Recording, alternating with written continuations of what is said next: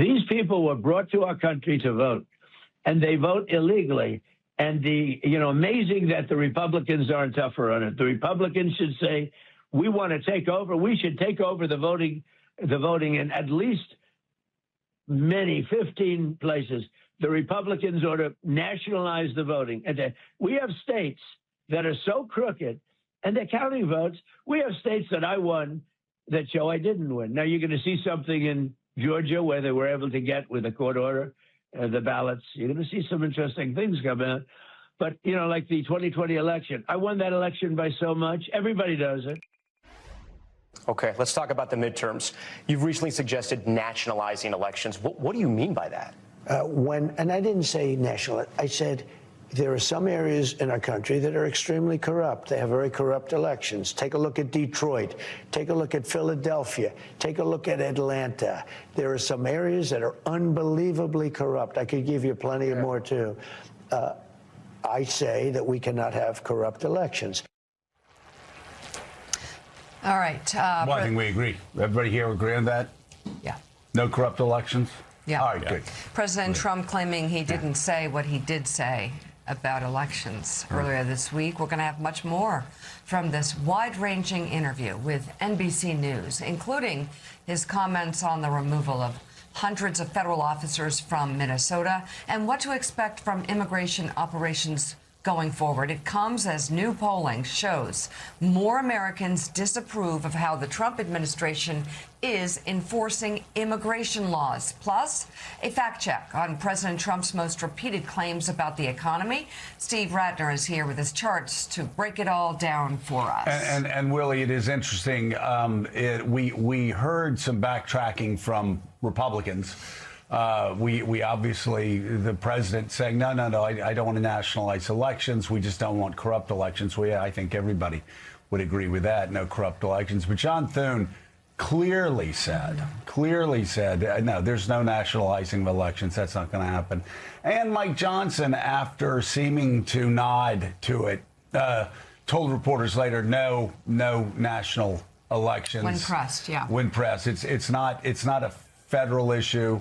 That needs to be in the states. So like a lot of things, there's sort of the flexing and then the backing off. And I think also, a lot of things are going to, when you look at what he said about immigration, there are some polls that are not only showing his immigration numbers down, but one of them that was really shocking in Quinnipiac, and I know the White House has to be looking at it and saying, okay, no, this is going in a terrible direction, is when a lot more Americans said that the president's immigration policies actually were making them feel less safe. Mm-hmm. Now, there's some conflating of the southern border and what they're seeing on television, but at the same time, just on the issue of immigration, if they're saying his immigration policies are making them feel less safe, then obviously that is a strong warning sign and there we have it. I mean, 51% of Americans say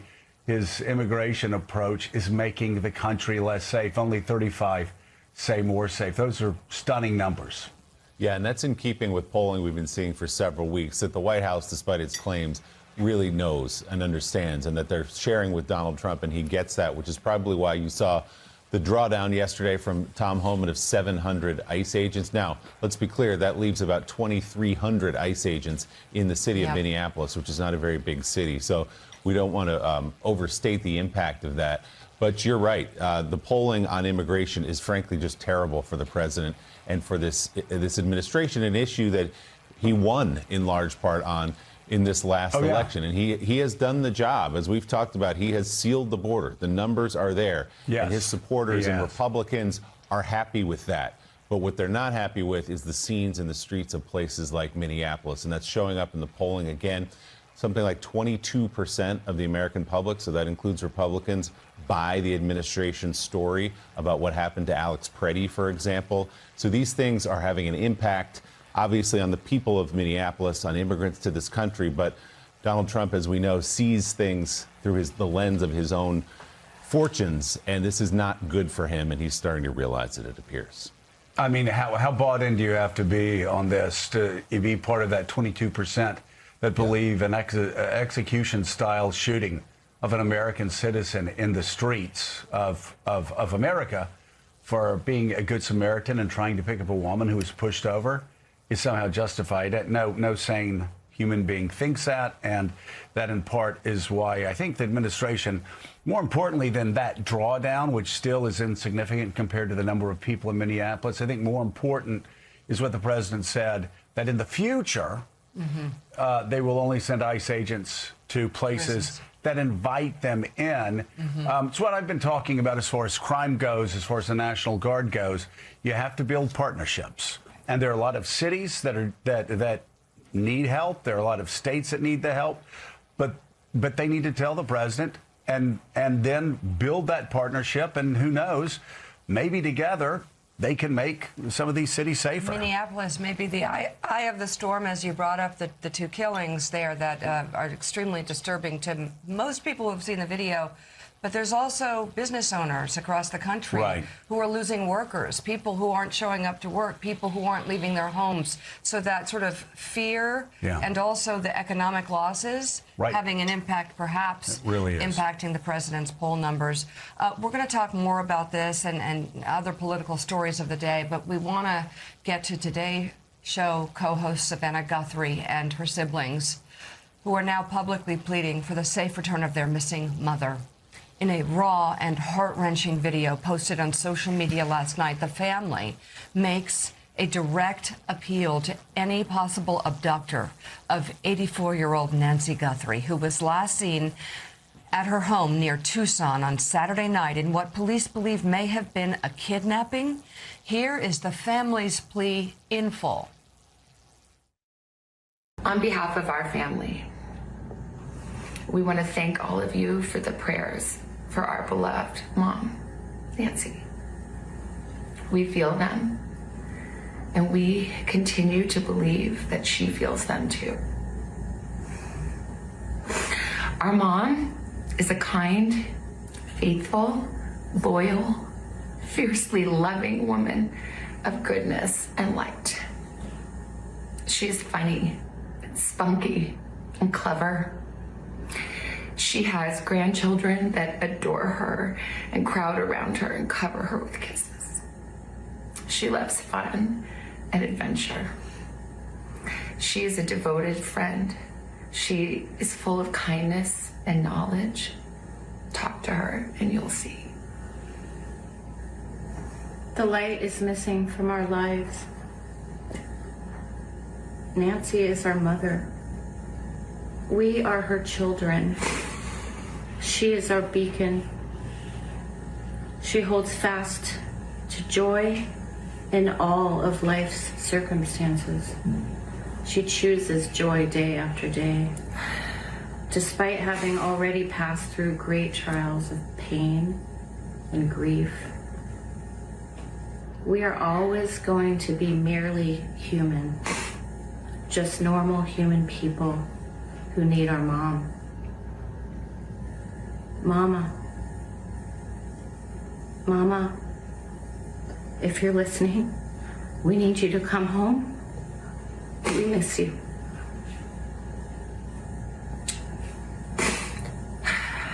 Our mom is our heart and our home. She is 84 years old. Her health, her heart is fragile. She lives in constant pain. She is without any medicine. She needs it to survive. She needs it not to suffer.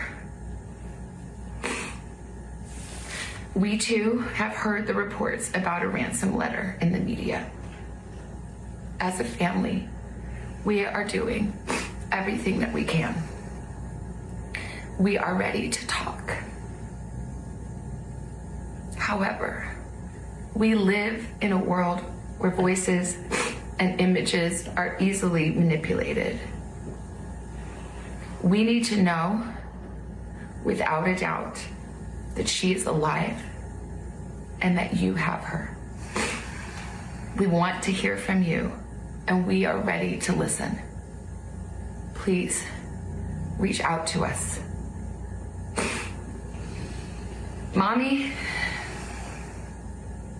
If you are hearing this, you are a strong woman. You are God's precious daughter, Nancy. We believe and know that even in this valley, He is with you.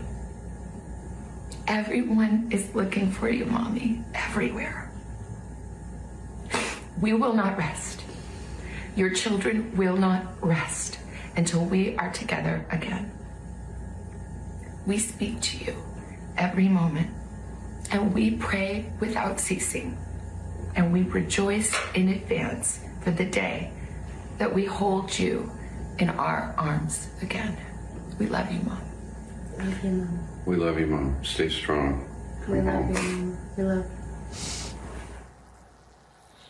You know, Willie, obviously, for anybody watching that, that's so painful.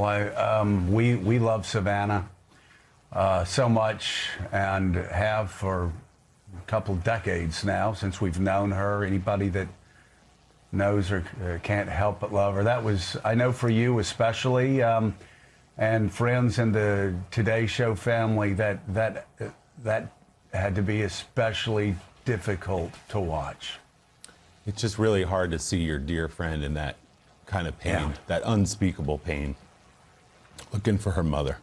That's Savannah in the middle there. That's Annie, her sister, on the left, and her brother Cameron on the right, a retired F-16 pilot. Just a wonderful family, wonderful people looking for their beautiful mother, who's still missing this morning. And in Arizona, investigators emphasize they have not identified a suspect or a person of interest in the case, despite what's floating around in some corners of social media. There is no suspect. There's no person of interest. In a social media post yesterday, President Trump said he has spoken with Savannah and is directing all federal law enforcement to help the family and to help local police. He also made a phone call yesterday directly to Savannah. Let's bring in retired FBI Special Agent Rob D'Amico. He was a member of the FBI's hostage rescue team and is an MS Now National Security and Intelligence Analyst. Rob, thanks for being with us again this morning. This is the first time we've seen Savannah and Annie and Cameron speak publicly. What do you make of the video? What do you make of what you heard in the video? Well, the big thing is they're obviously being led by the FBI's hostage negotiators, because when you speak out like this, you have to personalize the person that is missing. You have to make the kidnappers look at her and not see an object of money or whatever they think they can get out of this. You have to make them see Nancy. You have to make them see their mom. They have to make them see their grandmother. They said and they also gave her some strong strength. And speaking to her, if they get a chance, if she gets a chance to see this, to stay strong, everyone's looking for her, because it is emotionally and physically, obviously, very troublesome with a woman that age with the medication. So they want to give her strength, but they're really talking to the kidnappers. They want to, when they look at Nancy, they want to see the grandmother getting kisses from the grandchildren, because that is human, and they want to put that human face on her. But they're also talking to the kidnappers, reach out, they want to talk, which tells me that the initial letters that were sent to the TMZ and the national ones, they may not think are valid. They also said the manipulation, which is really big now today with AI, because proof of life is getting more difficult. My kids, I had one summer where all three of four of my kids were in Europe. We all had code words. If they said a certain word, they were under distress. And I had a proof of life that wasn't actually true, because you don't want AI to be able to bring up your proof of life question. You want the only person to be able to answer that is the person that was kidnapped. So there's some difficulties now coming in with technology, but they're asking to reach out. They want to talk, because this is a negotiation. Obviously, if the first letter, if they thought was valid, if they had communication, they wouldn't be putting this out. It'd be a bit different from what you saw. Rob, we heard from the sheriff's office at that press conference 2 days ago now. There'll be another briefing later today as well, that they had processed Nancy Guthrie's home, that they had left the home, and then yesterday or last night they taped off Nancy's house again, and there was a team of FBI agents and the sheriff's office back on site. What do you read into that? I thought it was very quick to turn the crime scene back over to the family. And I think they probably saw the same thing. When the reporter went up and saw the blood outside, there was actually a comment made in that about the blood. They may have not have saw that. They may not have processed it, which is somewhat embarrassing. But you also don't want the public having that much access to a crime scene like that. So I think they rethought that, went back out. Obviously, probably this area doesn't deal with high visibility kidnappings often. So the investigators went out, thought they processed everything, and then I think some of the news footage that came out on it later and the access the public had to that, they rethought it and went back out and secured it. Rob, from everything that you've seen and also the actions of the local sheriff's office, does it seem like they are dealing with a specific entity or person, or still casting a wider net? I think they're casting a wider net. I think them asking, we're ready to talk, I think is a big clue that they don't feel they have that communication. I've done overseas kidnappings a lot, and it's always tough to figure out if you're actually dealing with the right group that has your person, or you're dealing with people that are trying to take advantage of it. So I think the let's talk is a way to reach out and say, hey, we want to have negotiations, we want to talk to you, but they don't feel that they have it now. And also it can bring a quicker, rapid end to this, because once you start communicating, either you get to a solution or you get more leads to be able to follow up. Retired FBI Special Agent, MS Now, National Security and Intelligence Analyst Rob D'Amico. Rob, thanks for being with us again this morning. And again, Mika and Joe will say there's a press briefing later today. It was scheduled 2 days ago, so that doesn't mean they've got a lot of new information from us. We hope so. We hope that someone will be compelled to come forward by seeing Savannah and Annie and Cameron in that video. Savannah, as articulate and faithful and beautiful, talking about her mother, as she always is in that video. And we just hope that compels whoever, if someone is holding Nancy Guthrie, to see the humanity in her and step forward today. Let her go. We'll be following this story throughout the morning. And still ahead on Morning Joe, we have much more on the new polling showing a growing number of Americans disapprove of the administration's immigration crackdown. And as we go to break, a quick look at the traveler's forecast this morning from AccuWeather's Bernie Rayno. Bernie, how's it looking? Welcome back. In an interview with NBC News, President Trump now says he believes his administration could use a, quote, softer touch in its immigration enforcement operations following weeks of protests and unrest in Minneapolis. He also specifically addressed the deadly shootings of American citizens Renee Good and Alex Preddy. Mr. President, speaking of Minneapolis, what did you learn? I learned that maybe we can use a little bit of a softer touch, but you still have to be tough. These are criminals. We're dealing with really hard criminals. But look, I've called the people. I've called the governor. I've called the mayor, spoke to them, had great conversations with them, and then I see them ranting and raving out there, literally as though a call wasn't made. We've done a great job everywhere. It sounds like there is a shift in immigration enforcement here, that there's going to be a shift after Minneapolis. What should Americans expect going forward? Well, one thing I say to my people, we do a good job, we don't get credit for it. I say they have to ask and they have to say please. When a city is going to ask and who has the mayor or the governor, I don't want to go and force ourselves into a city, even if their numbers are terrible. Well, look, I'm not happy with the two incidents. It's not, it's both of them, not one or the other. He was not an angel, and she was not an angel. You look at some tapes from back, but still, I'm not happy with what happened there. Nobody could be happy, and ICE wasn't happy either. But I'm going to always be with our great people of law enforcement, ICE, police. We have to back them. If we don't back them, we don't have a country. You mentioned Renee Good and Alex Preddy not being angels. Do you think any of that justified what happened to them, though? No, I don't. It should have not happened. It was a very sad, to me, it was a very sad incident, two incidents. And, they mention the one now, they don't mention the other. Well, I think they were both sad. And You know who feels worse about it than anybody? The people of ICE. Okay, the president expanded on those deadly shootings in Minnesota, suggesting that while he, quote, hated what happened to the victims, there was not enough attention being paid to his policy victories. He then pivoted mid-thought to the Pentagon's attacks on alleged drug boats at sea. 2 people. It's bad. I hate it. I hate even talking about it. 2 people out of tens of thousands, okay? And you get bad publicity. Nobody talks about all of the murderers that were taken out of our country. They don't talk about...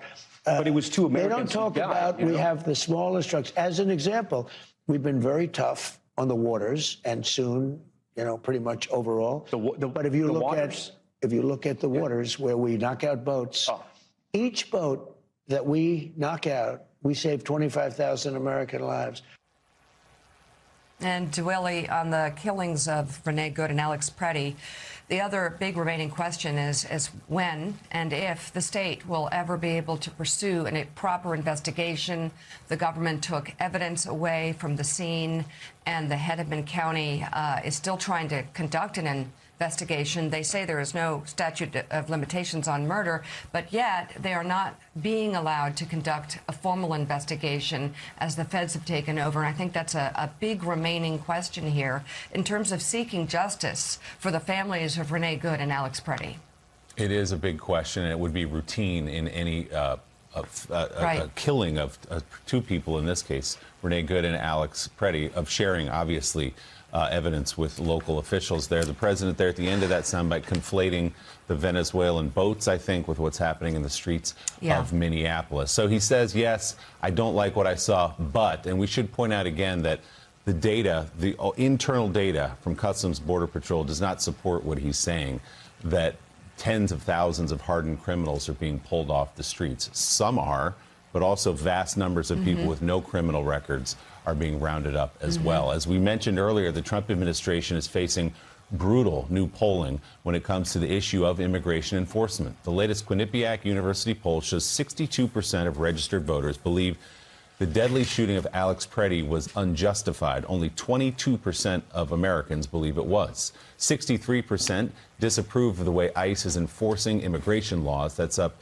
6 points from just last month. The poll also finds 60% of voters think ICE agents should withdraw from Minneapolis. And nearly 6 out of 10 voters believe Homeland Security Secretary Kristi Noem should be removed from office. Also in that poll, a majority of voters, including 61% of independents, prefer giving a pathway to legal status versus just deporting undocumented immigrants. And majority of voters believe the Trump administration's approach to immigration is making the country less safe. Joining us now, CEO of the Messina Group, Jim Messina. He served as White House Deputy Chief of Staff to President Obama and ran his 2012 re-election campaign. Also, senior writer at The Dispatch, columnist at Bloomberg Opinion, David Drucker, and the co-host of our 9 a.m. hour, staff writer at The Atlantic, Jonathan Lemire. Good morning to you all. Jim, I'll start with you here in the studio. We know that Donald Trump starts to move his position on things when he sees it hurting him personally or seeing his political fortunes. Clearly, and this is not the first poll that has shown this is not going over well. This immigration enforcement, the scenes we're seeing in the streets of Minneapolis with the American people, including many Republicans and lots of independents. So why do you suspect the administration is staying with this? To the extent it is, it's some cosmetic pullbacks and changes of leadership and that kind of thing, but the policy remains. Yeah, their overall theories don't show weakness and continue to go on here. I mean, they're not making these cosmetic changes because they woke up and said, oh my gosh, this is a great idea. They woke up and saw a poll and saw these numbers. And Willie, you and I have not seen numbers move like this. Having a majority of Republicans now say this is wrong. Independents, 75% of independents say this is wrong. I mean, these are real numbers. It used to be the bedrock of the Republican Party. His coalition that he got to win the presidency was based on immigration. And now when even that's falling apart, they have real problems. And they can't get back to the issue that really is killing them, which is the economy and affordability. And so the more they continue to talk about this, the worse off they are. But Donald Trump cannot help himself. He cannot do this. And so you saw that interview. He continued to steer right into it. And if you're a swing voter, what you're saying over and over and over is enough of all this. Just be a normal president, enforce our borders, and focus on the economy. And he's just not doing that. And that is why you're seeing some of these amazing election results like we saw in Texas. You know, Jim, you and I have been around politics long enough to see this up close. And I know I repeat a lot of things on this show over and over again, as I have since Donald Trump got elected, and I did it when Joe Biden was president, and before that. I always talk about, though, 2004, Karl Rove says permanent Republican majority. 2006, Nancy Pelosi's elected Speaker of the House. 2008, Barack Obama's, coalition of the ascendant Republicans are finished forever. 2010, it's the Tea Party, and the Tea Party comes in, we've changed D.C. forever. 2 years later, I can keep going every 2 years. And so when I hear idiots talk about the Overton window after like 3 days and that somebody's in office, oh, they've expanded the Overton window. And what is it? I always go, no. It's not the Overton window. It's Newton's third law of motion. If you want to understand American politics, for every action, whether in nature or in politics, there is always an opposite and equal reaction. We see it in politics over and over again. You open up the border, what happens? Suddenly, people become very restrictive in their views toward immigration. Mm-hmm. You start killing Americans in the streets in the name of immigration enforcement.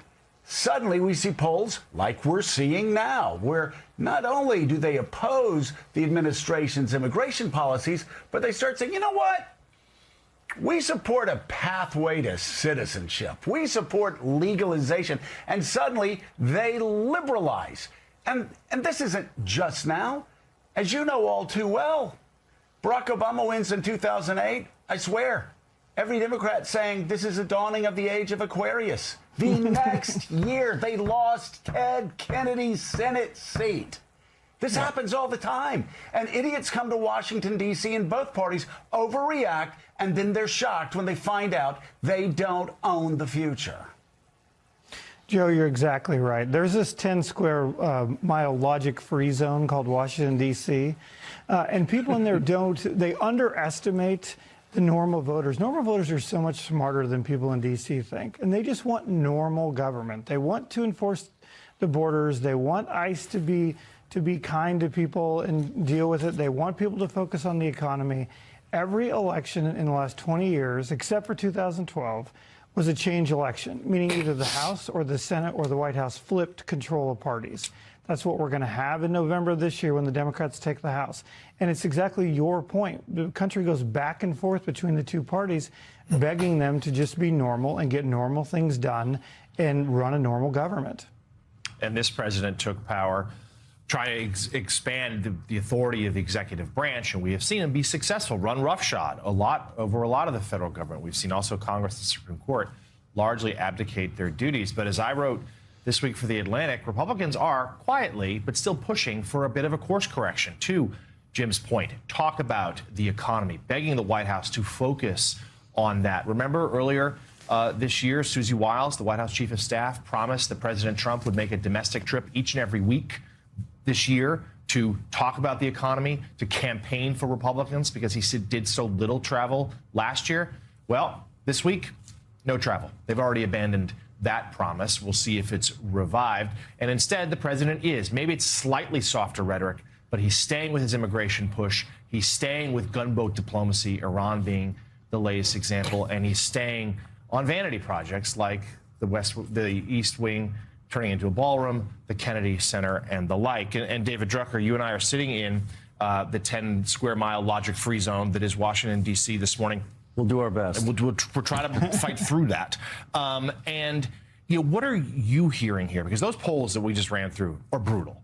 They're brutal for the president. They're brutal for his party. And they're brutal on issues that are supposed to be his strength. As you talk to Republicans, I mean, they can read the numbers, too. How worried are they? They're worried. Right? I mean, look, first of all, political professionals, and I've been emphasizing this, right? The people that are actually actively advising congressional candidates that work on campaigns, they get the joke. They know what's happening. right? And then Republican leaders whose job it is to try and preserve these thin majorities. And it's going to be more difficult to do so in the House than it will be in the Senate, at least as things stand today. But the leadership understands the gravity of what they're facing. They understand the history Joe just talked about. They've conducted their own polling, and they know how this goes. And a lot of them have been around long enough to see this pendulum swing. But of course, you always want to put a good, face out to the public, because the minute you acknowledge the trouble you're in, the headlines say even Republicans admit that they're in a lot of trouble. There's also a certain way you want to talk to the president because he doesn't like bad news, and he lives in his own bubble. Look, one of the reasons why, and this has happened to Democrats, but here we're talking about Republicans because they're the ones in trouble. One of the reasons why it's hard for Republicans to get their arms around this is because too few of them represent states and districts where they have a variety of voters who are going to tell them that their policies or their focus has gone astray, right? So when you represent a red district in the House and everybody in that district is watching conservative or populist or pro-Trump media, when you represent a red state and it's like that, and you go home, you know what everybody tells you mostly? Keep fighting the fight. Trump's right. Don't back down. And so the feedback loop is very dangerous. Whereas you're Brian Fitzpatrick in Pennsylvania 1, or you're a Republican in North Carolina, you're very well aware of how voters are reacting to the president's policies and your support for the president's policies. Finally, what I'd say is, and this is where sometimes politicians talk themselves into everything's A-OK, they look at issue polls. Well, everybody believes illegal immigrant criminals should be deported. Well, yeah, they do. Like a majority of people. It's one of the reasons Trump won. But tactics matter. Politics isn't just you support an issue. It's like healthcare reform. Find me a voter that's against healthcare reform. You know where the fight is? Obviously.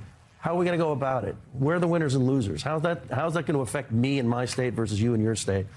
And it's simple. Politics is simple, but everybody complicates it because, in part, they don't want to deal with the problem they have because they don't know how to deal with it. The way they could have dealt with this from the beginning is the way we said they should have dealt with it from the beginning. Take a victory lap every week on the southern border. It's a great success. Americans will celebrate that and focus on the hardened criminals that you get deported. Unfortunately, only 7% of the people who are being accosted now and picked up by ICE, only 7% are violent criminals. That means everybody else is not. That means there are so many people that have never committed a crime.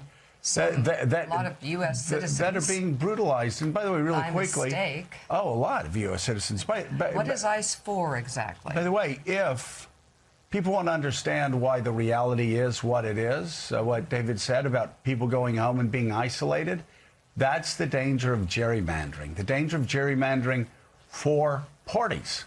They get stuck in a feedback loop. They hear the same thing over and over again. They all watch the same MAGA networks. They all talk to each other. And what happens is you only have like 30, 35 swing districts left in the House. And all those break sharply. In this case, most likely break sharply blue. In past cases, it would break sharply red. So, yeah, so good luck getting somebody in a district that's 80% Republican and 20% Democratic. Good luck getting them to step out and say what's best for the party overall. They're not going to do it. Still ahead, President Trump touting economic recovery as he once again blames Biden for inflation.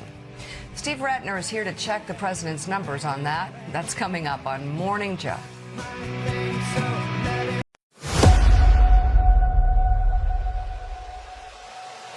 Yeah, grind mode on, can't kill my drive. Turn the pressure up, I come alive. Grind mode on, I don't fold, I don't quit. Hunger in my chest, every beat I commit. Eyes on the prize, no sleep till it's won. World in my hands when the grind mode's on.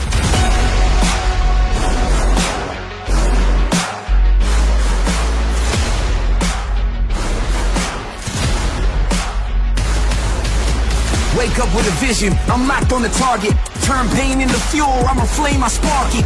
No shortcuts here, I embrace every test. Pressure on my shoulders, still I handle it best. I was made for the climb, every loss, every scar. Built me in the steel, now I shine like a star. If the road gets rough, I just double my speed. Ambition on 10, I was born to lead. Grind mode on, I don't fold, I don't quit. Hunger in my chest, every beat I commit. Eyes on the prize, no sleep till it's won. World in my hands when the grind mode's on.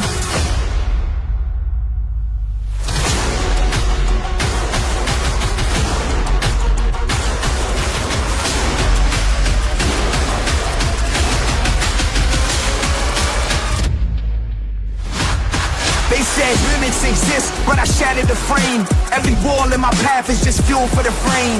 Discipline heavy, but my spirit is free. I don't chase success, success chases me. I'm the storm and the calm, I'm the rise, I'm the proof. Every bar that I drop is the grind in the booth. Blood, sweat, tears, that's the code I trust. I don't wait for the crown, I earn it, I must.